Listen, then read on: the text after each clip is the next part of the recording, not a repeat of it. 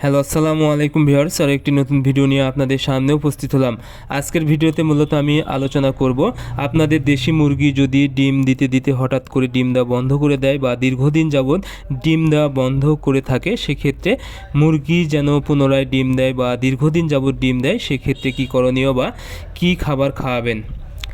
আপনারা যারা দেশি মুরগি পালন করে থাকেন, অনেক সময় দেখা যায় দেশি মুরগি কয়েকটা ডিম দেওয়ার পরে কিন্তু ডিম দেওয়া একদম অফ করে দেয় এবং আর দীর্ঘদিন যাবৎ ডিম দেওয়া বন্ধ করে এবং আর ডিম দেয় না।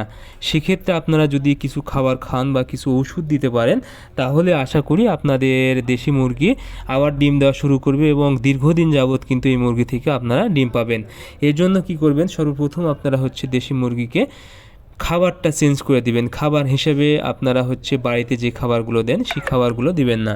খাবার হিসেবে আপনারা দিবেন লেয়ার 1 খাবার পেয়ে যাবেন আপনারা বাজারে, যেটা ডিম দেওয়া মুরগিকে খাওয়ানো হয় এবং দেশি মুরগিকে যদি আপনারা ডিম দেওয়া এই খাবারটা খাওয়াতে পারেন লেয়ার 1, আশা করি আপনাদের মুরগির খুব দ্রুত ডিমে চলে আসবে, অর্থাৎ মাত্র 1 সপ্তাহ আপনারা খাওয়াবেন। এবং ওষুধ হিসেবে আপনারা ব্যবহার করবেন ইসেল।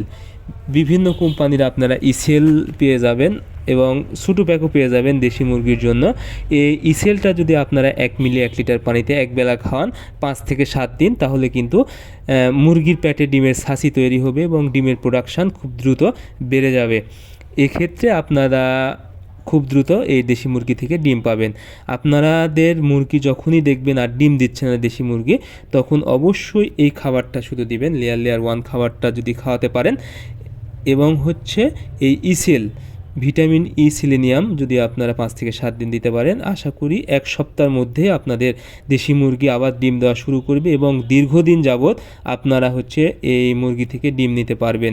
যতদিন পর্যন্ত আপনারা এই খাবারটা খাওয়াবেন, ততদিন আশা করি আপনাদের মুরগি ডিম দিবেন। ধন্যবাদ সবাইকে। আল্লাহ হাফেজ।